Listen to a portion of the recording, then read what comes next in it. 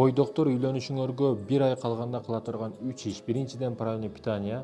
Көбүрөөк сука-фрукты жешти башташ керек. Өрүктөн баштап, кешудан баштап, бадамдан баштап көбүрөөк туура тамактанууга өтүш керек.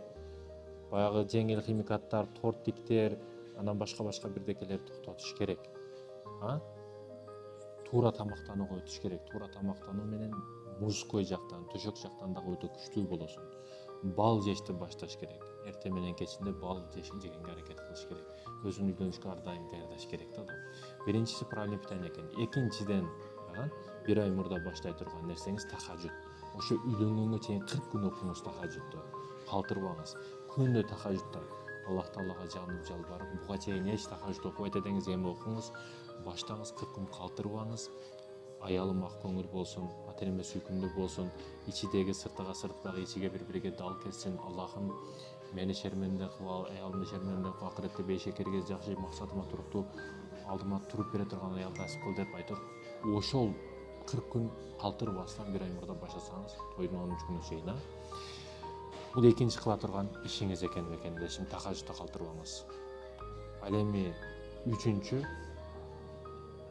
сиз кыла турган амалдардын бири мекендешим, окушту башташыңыз керек. Кекиртектен ылдый ток өйдөсү бош болуп калбаш керек да, мээни толтуруш керек. Үйлөнүү тематикасында китептер, ошо үйлөнүү тематикасындагы аудиолор, видеолор, устаздардын сабактары, подкасттар сыяктуу немелерди көрүп, тажрыйба алышыңыз керек. Ошолордун басып өткөн жолдорун өзүңүзгө сабак алышыңыз керек. Диний жактан дагы талак деген эмне, гусул деген эмне, келиме кантип айтылат, билбегендер көп ушундай нерселерди.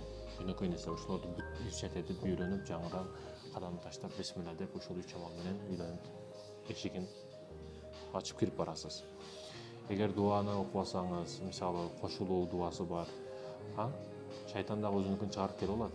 Мага дагы доза бар экен, мага дагы доле бар экен деп. Ошон үчүн дуаларды окуп, ар дайым дуа менен жүрсөңүз, аялыңызга, сизге шайтандар жолобойт.